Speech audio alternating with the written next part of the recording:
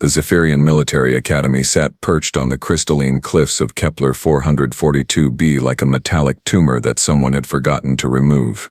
Its angular spires jutted into the perpetually orange sky, housing what the Galactic Defense Council generously called the finest military minds in 3 sectors.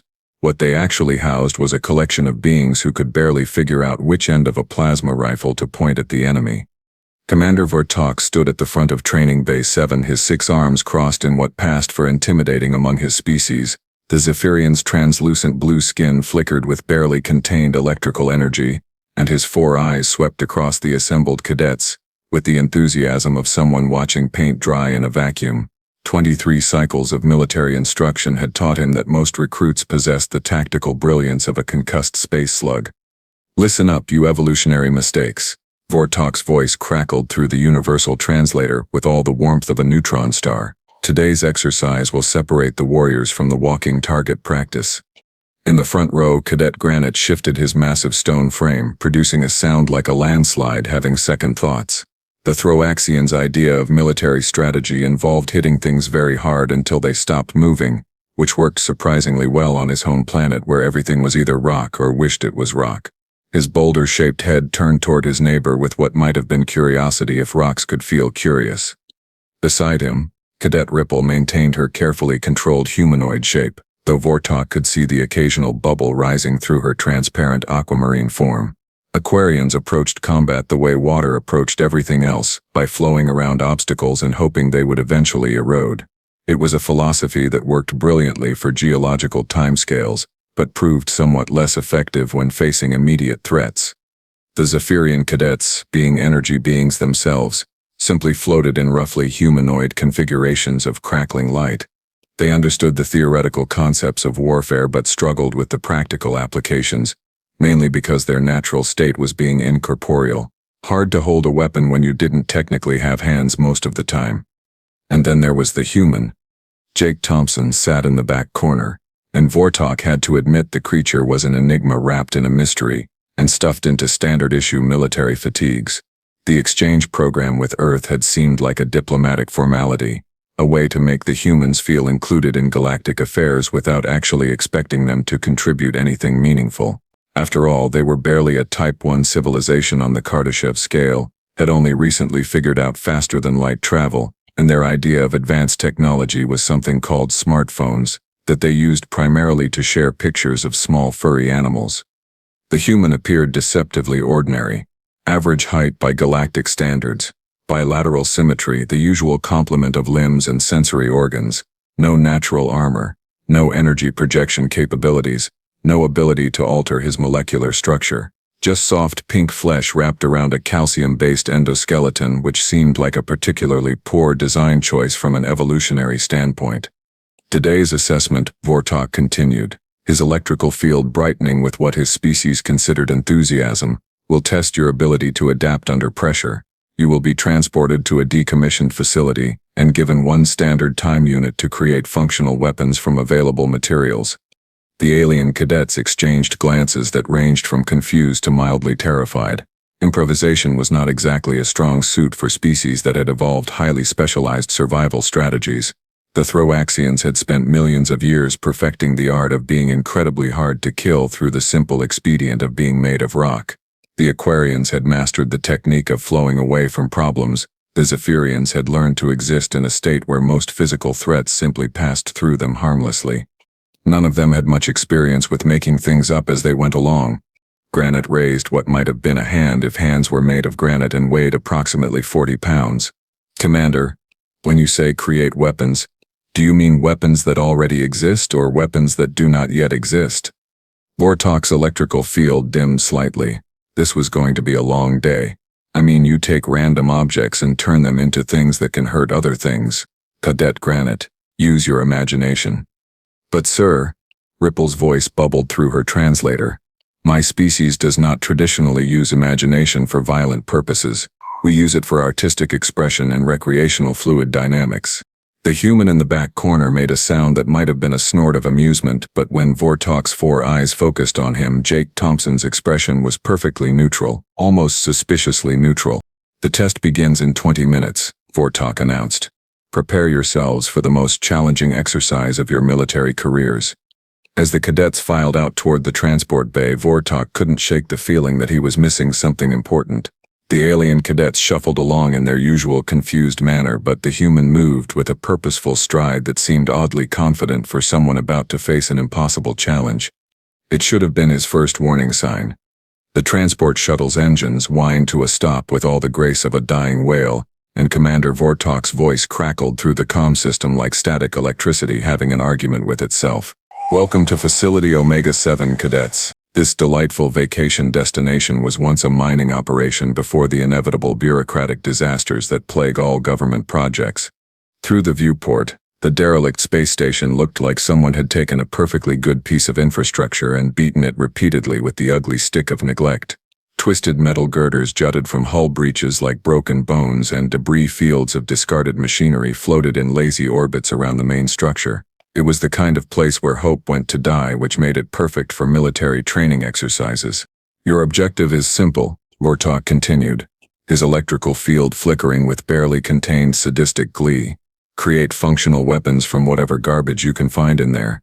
You have exactly one standard time unit, which translates to roughly 60 minutes for our human guest, who apparently still measures time in planetary rotations like some sort of agricultural primitive." The airlock hissed open with a sound like the universe sighing in disappointment, and the cadets shuffled into the station's main corridor. Emergency lighting cast everything in a sickly green glow that made even the naturally luminescent Zephyrians look like they needed medical attention.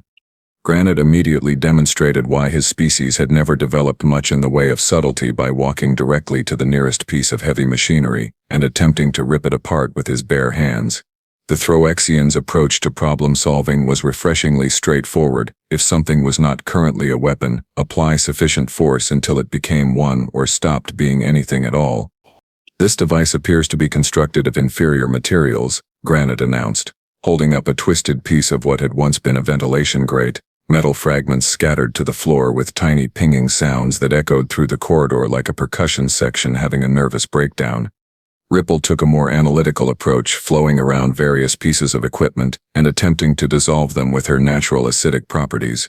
Unfortunately, most of the materials in the facility had been designed to resist exactly that sort of treatment, which left her with a collection of slightly corroded but otherwise useless debris. "Perhaps if I concentrate my molecular cohesion," she bubbled thoughtfully, "I could create a pressurized projection system for my acidic compounds." The Aquarian began experimenting with different shapes, her translucent form shifting between various configurations that looked more artistic than threatening. The Zephyrian cadets were having their own unique problems. Being energy beings had distinct advantages in many situations, but manipulating physical objects was not one of them. They flickered around the facility like confused lightning bugs, occasionally managing to move small items through careful application of electromagnetic fields before losing concentration and dropping everything. "Theoretical weapon design is proceeding within acceptable parameters," announced Cadet Photon, his energy form crackling with what might have been frustration. "However, practical implementation remains challenging due to our fundamental incompatibility with matter-based construction." And then there was the human.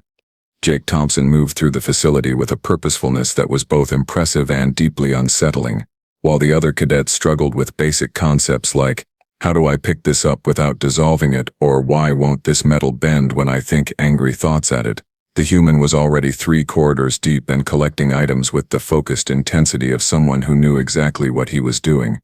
From the observation deck, Vortok watched through security feeds as Jake gathered what appeared to be completely random objects: a length of flexible tubing, several chemical containers with warning labels that should have discouraged anyone with basic survival instincts, a handful of electronic components that had seen better decades, and something that might have been a kitchen timer from the facility's break room. "What is the human doing?"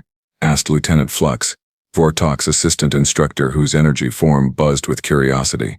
"I have absolutely no idea," Vortok replied, his 4 eyes tracking Jake's movements as the human disappeared into what had once been the facility's maintenance section.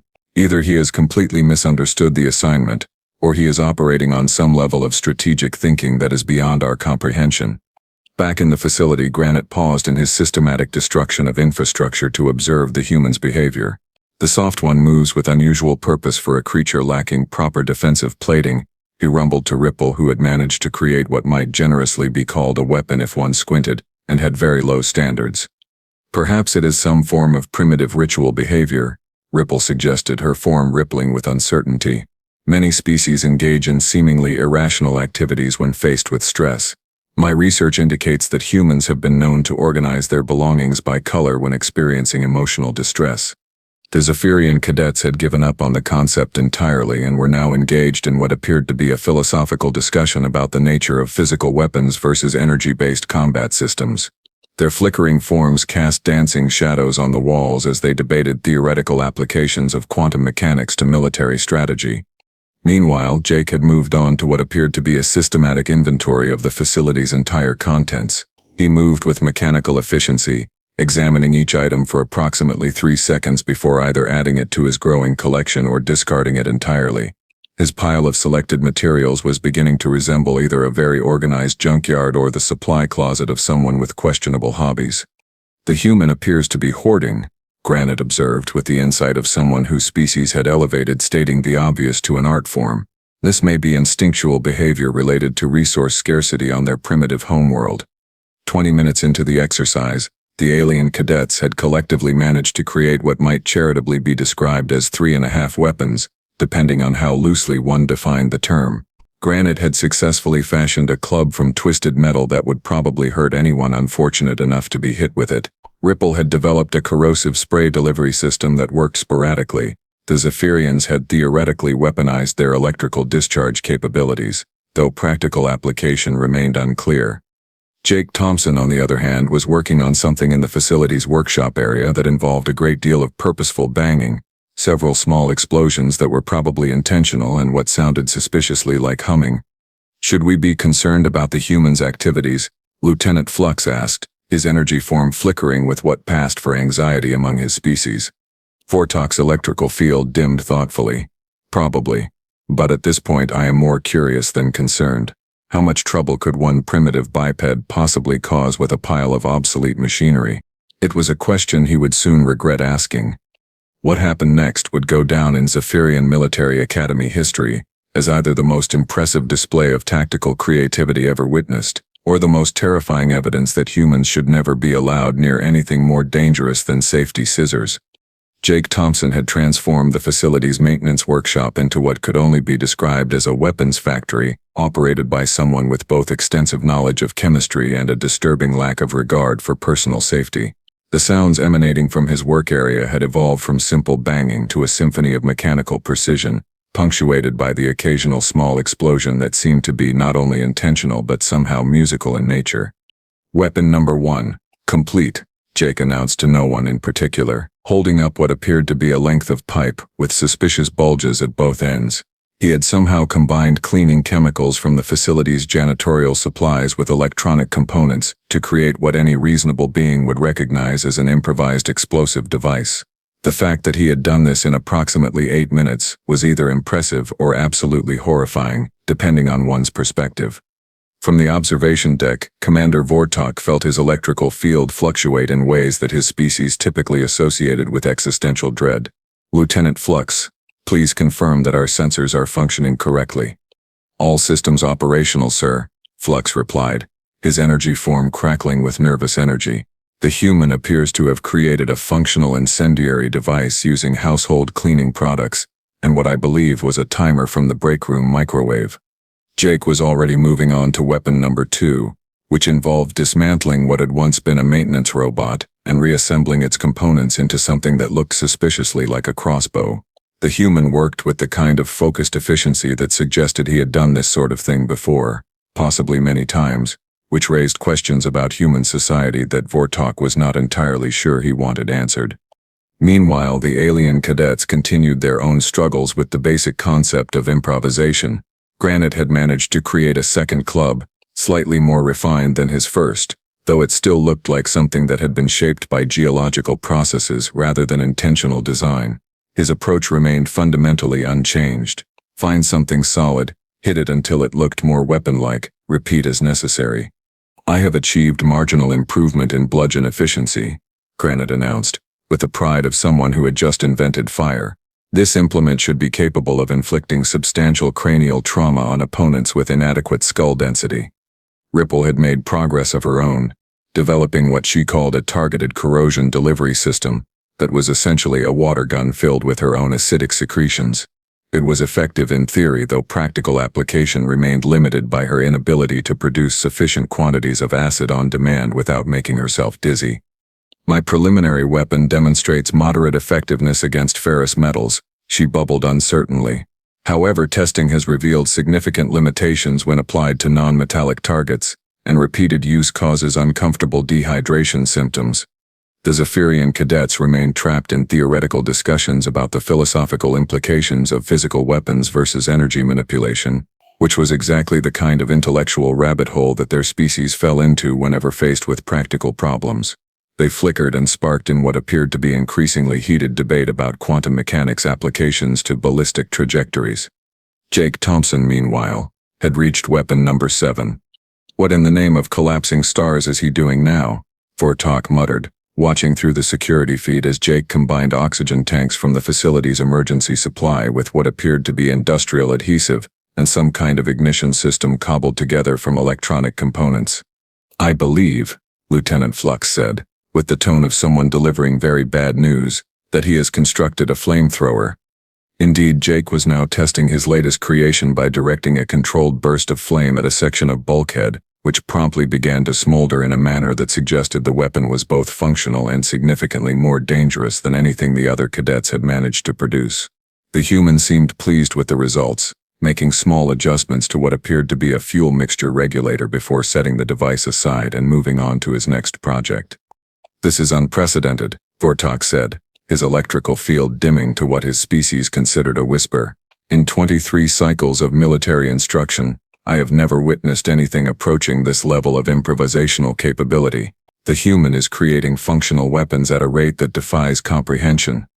Jake's 9th weapon appeared to involve repurposing the facility's communication array into some sort of electromagnetic pulse device, which he tested by successfully disabling a section of the facility's lighting grid before nodding in satisfaction and adding it to his growing arsenal. His 10th weapon was constructed from plumbing fixtures and appeared to function as a pressurized projectile launcher. By weapon number 15, Vortok had stopped trying to identify what Jake was building, and had moved on to the more pressing question of how one small human could possibly have this much knowledge about turning random objects into instruments of destruction. The human's movements showed no hesitation, no trial and error, no uncertainty about whether his designs would work. He approached each new weapon with the confidence of someone following a well-practiced routine. "Sir," Lieutenant Flux said, his energy form flickering with what might have been panic, "the human has now created more functional weapons than the rest of the class combined, and he appears to be accelerating rather than slowing down." Jake had indeed found his rhythm. Weapon number 20 was some sort of sonic disruptor made from speaker components. Weapon 23 appeared to be a magnetic acceleration device using parts from the facility's artificial gravity generators. Weapon 26 involved chemical components that Vortok was fairly certain should not have been mixed together under any circumstances, yet somehow failed to explode catastrophically. The other cadets had finally noticed that something unusual was happening. Granite had paused in his methodical destruction of metal objects to stare at Jake's work area, his rocky features arranged in what might have been confusion if rocks could look confused. "The soft one appears to be exceeding normal parameters for primitive species capabilities," Granite observed with his characteristic gift for understatement. Ripple had abandoned her own weapon crafting attempts entirely and was now flowing closer to Jake's workspace, her translucent form rippling with curiosity and growing concern. "I do not understand how a creature with such apparent physical limitations can demonstrate such extensive knowledge of destructive applications." The Zephyrian cadets had finally emerged from their theoretical discussions, drawn by the increasingly impressive displays of pyrotechnics and mechanical ingenuity emanating from the human's corner of the facility. Their energy forms crackled with something that might have been admiration or terror, possibly both. As Jake completed weapon number 30, and immediately began work on number 31, which appeared to involve converting cleaning drones into autonomous attack units, Vortok made a decision that would haunt him for the rest of his military career. "Lieutenant Flux," he said, his voice carrying the weight of someone who had just realized they were in way over their head, I want you to contact Galactic Command immediately. We may have severely underestimated the humans." Jake Thompson hummed quietly to himself as he put the finishing touches on weapon number 32, completely unaware that he was single-handedly rewriting everything the galactic community thought they knew about Earth's supposedly primitive inhabitants. He still had 28 minutes left. The timer announced the end of the exercise with a cheerful beep that seemed wildly inappropriate given the circumstances. Commander Vortok's electrical field had been steadily dimming for the past 20 minutes, as he watched Jake Thompson complete what could only be described as the most comprehensive improvised arsenal in recorded galactic history. "Time," Vortok announced, his voice carrying all the enthusiasm of someone announcing the heat death of the universe. "All cadets report to the central assembly area for evaluation." The alien cadets shuffled forward with their meager collections of barely functional implements. Granite carried his 2 clubs and what might generously be called a spear if one had very low standards for spear-like objects. Ripple had managed to create 3 different corrosive spray devices, though 2 of them leaked in concerning ways. The Zephyrian cadets presented a theoretical framework for energy-based weaponry that existed primarily as mathematical equations scrawled on salvaged hull plating. Jake Thompson wheeled in a cargo cart. It was loaded with 47 distinct weapons, each labeled with a small piece of tape bearing a number and brief description written in surprisingly neat handwriting. The collection looked like the fever dream of someone who had spent entirely too much time thinking about creative ways to harm people using common household items. "Holy quantum fluctuations," Lieutenant Flux whispered, his energy form flickering like a broken light fixture. Vortok approached the cart with the careful steps of someone walking through a minefield. His 4 eyes swept across the collection, taking in weapons that ranged from merely dangerous to absolutely terrifying to, "Why does this even exist and how did you think of it?" "Cadet Thompson," Vortok said, his voice carefully modulated to avoid betraying the existential crisis currently consuming his higher brain functions. "Please demonstrate your creations." Jake nodded enthusiastically and picked up weapon number 1. "This is a basic pipe bomb using cleaning chemicals and a timer mechanism. Effective radius of approximately 15 meters, though you probably want to be farther away than that because the shrapnel pattern is a bit unpredictable." Granite's rocky features managed to convey something approaching horror. The soft one speaks of explosive devices as if discussing weather patterns. "Weapon number 7, Jake continued, hefting the flamethrower with casual familiarity, uses compressed oxygen and industrial adhesive as fuel. Range of about 10 meters, burns at roughly 1200 degrees. Pretty standard stuff really." Ripple's translucent form had gone completely still, which was the Aquarian equivalent of fainting. "Standard," she bubbled weakly. "He considers controlled fire projection to be standard." The Zephyrian cadets were crackling with what Vortok recognized as the energy signature his species produced when confronting information that challenged their fundamental understanding of reality. They flickered and sparked like a malfunctioning hologram. "Weapon 15 is probably my favorite," Jake said, picking up what appeared to be a modified communication device. "Electromagnetic pulse generator using the facility's commuter ray components. Effective against most electronic systems within a 50-meter radius. The trick is in the capacitor configuration. He has created a device capable of disabling our technology." Cadet Photon announced with the tone of someone who had just realized they were standing next to a black hole, "Holes using our own technology. This should be theoretically impossible." Vortok's electrical field was now so dim that he was practically invisible, which was exactly how he felt about the entire situation. "Cadet Thompson, where exactly did you acquire this knowledge?" Jake looked genuinely surprised by the question. "Oh, this is just basic stuff. You know, making do with what you have. Humans have been improvising weapons for pretty much our entire history. When you don't have natural armor or energy projection or the ability to turn into liquid, you learn to get creative with whatever's lying around." "Creative," Granite repeated slowly, as if testing the word for structural integrity. "A human describes the systematic conversion of civilian infrastructure into military armaments as creative." "Well, yeah," Jake said, warming to his topic. "I mean, Weapon 32 here is just a modified cleaning drone with explosive charges and basic target recognition software. Pretty straightforward robotics application. And 35 is a sonic disruptor using speaker components and frequency modulators. Nothing too fancy." Ripple made a sound like water going down a very confused drain. He speaks of autonomous attack drones and sonic weapons as if they were simple household repairs. The really interesting one is Weapon 43, Jake continued, picking up something that looked like it had been designed by someone with a deep understanding of physics and a complete disregard for safety regulations. It's a magnetic acceleration system using parts from the artificial gravity generators. Fires ferrous projectiles at about 3 times the speed of sound. Took me a while to get the containment field right. The Zephyrian cadets had stopped flickering entirely, which was their equivalent of complete cognitive shutdown. They hung in the air like broken Christmas lights, occasionally sparking with residual electrical activity. Cadet Thompson, Vortok said, struggling to maintain his military bearing while internally screaming, "You mentioned this was basic stuff. Are you implying that there are more advanced techniques?" "Oh sure," Jake said cheerfully. "This is just what I learned in Boy Scouts and from watching YouTube videos.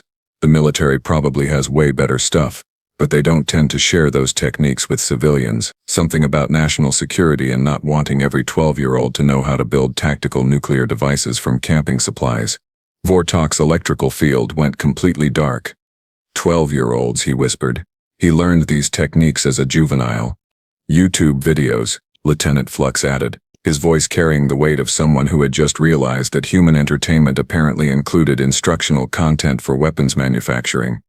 Jake noticed the stunned silence and looked around with growing concern. "Hey, are you guys okay? You all look a bit, I don't know, shocked. This really isn't that impressive. I mean, my Uncle Jerry could probably have built twice as many weapons in the same time and he's legally blind in one eye." "There are more humans like you," Granite stated, his voice like grinding continental plates. "Many more humans like you." "Well yeah, there's about 8 billion of us last I checked," Jake said. "Most people know at least some basic improvisation techniques. You never know when you might need to fix something or, defend yourself with whatever's handy." That was the moment when Commander Vortok made the decision that would fundamentally alter the Galactic Defense Council's policies regarding human integration into military training programs.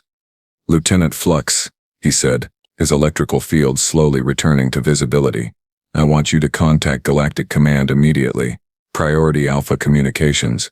We need to discuss the human situation." "What should I tell them, sir?" Vortok looked at Jake Thompson, who was helpfully organizing his 47 weapons by category and potential lethality, humming what sounded like something called campfire songs under his breath. "Tell them," Vortok said slowly, "that we may have made a significant error in our assessment of human capabilities, and tell them we're going to need new safety protocols. Many new safety protocols." 3 days later, the Zephyrian Military Academy implemented its first-ever species-specific restrictions. The human protocol included provisions for mandatory supervision during all training exercises, pre-approval for any access to materials that could be considered improvisation suitable, and a new course called Identifying Potentially Dangerous Human Behavior that became required reading for all instructors. Jake Thompson was transferred to an advanced tactical program where his casual mention that Boy Scout training also included basic wilderness survival, knot tying, and field medicine caused 3 senior instructors to request immediate reassignment to desk duties. The human integration program was quietly suspended pending further review of cultural compatibility factors. And somewhere in the files of Galactic Command, a new classification was created, Species of Extreme Improvisational Concern. The humans, blissfully unaware of the panic they had caused, continued to submit applications for expanded cultural exchange programs, cheerfully noting their enthusiasm for sharing human ingenuity with their new galactic neighbors. The applications remained permanently filed under pending review with a note that simply read, "Absolutely not, ever."